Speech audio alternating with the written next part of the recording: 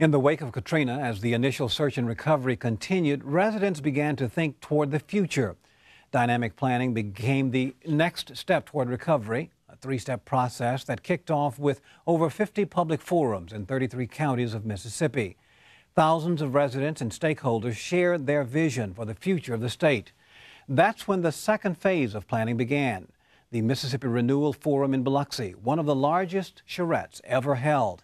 If you aren't familiar with the term charrette, you're not alone. Ever since Hurricane Katrina, we are hearing and fearing what might grow out of the rubble that was left behind by the storm. Residents of South Mississippi, and especially the coast, can take heart in knowing that the process of rebuilding will take into consideration and involvement all who call the Mississippi Gulf Coast home.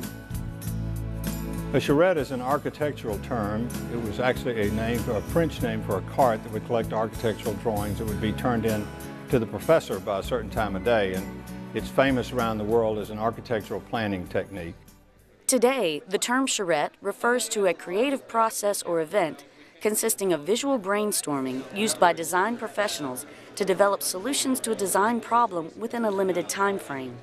You may have heard the term a lot lately, but you may not know just exactly what it is or how it will help rebuild our beloved coast. A charrette is an intensive planning session where citizens, designers, and others collaborate on a vision for development. It provides a forum for ideas and offers the unique advantage of giving immediate feedback to the designers. More importantly, it allows everyone who participates to be a mutual author of the plan. The charrette is located near the project site. Formal and informal meetings are held throughout the event, and updates to the plan are presented periodically. Once the design team completes a kickoff meeting and a site tour, a public hands-on workshop is conducted for the purposes of creating a clear understanding on the part of all participants about the purpose and process of the charrette, and to solicit the public's project vision. The design team creates a series of alternative plans based on all information gathered, including the public vision, and then solicits input at another public meeting. This input is used to refine the alternatives and create more detailed plans that are again reviewed and critiqued by the public during an open house. The design team further refines and narrows the feedback into a final plan and set of implementation documents to be presented for public confirmation. It is important to note that the project is not complete when the charrette is. Document refinement and further feedback occur through stakeholder discussions and a follow-up meeting. This allows everyone to check in on the refined charrette plan and to allow for one final feedback loop. Very specific plans, recommendations, ideas, how to account for them, how to fund them, who's accountable, who's responsible, and how to get it done that are going to be, we think, different than any previous plans of this nature. It's probably the largest, most intensive planning effort, certainly urban planning effort ever attempted in the United States, if not the world.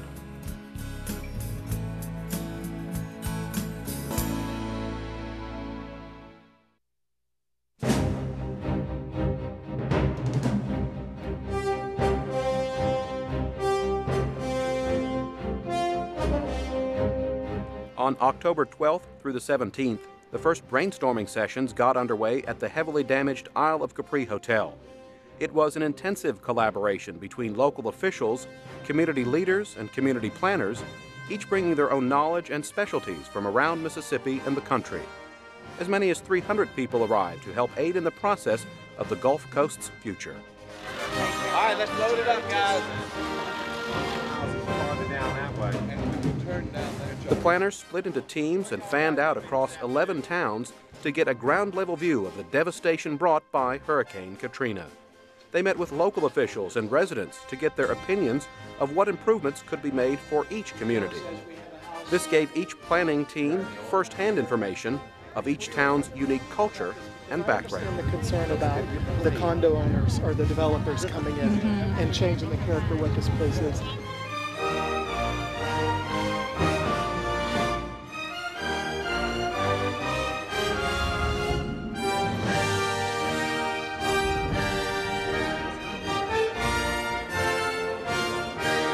The planners returned to the hotel and worked with other groups on possible scenarios and designs. one layer of just parking, one layer of streets. Right. See what? See on.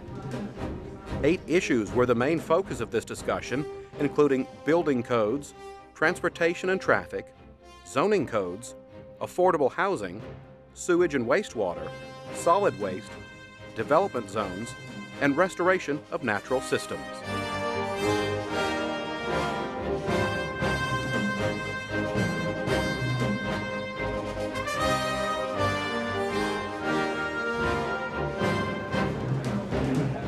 This process behind the charrette is familiar to many on the design teams, who often use such collaborative meetings to achieve community consensus in complex planning efforts. Then, in December, the Governor's Commission on Recovery, Rebuilding, and Renewal produced their report with suggestions, not mandates, about how cities, counties, and private citizens can help shape the look and feel of the region.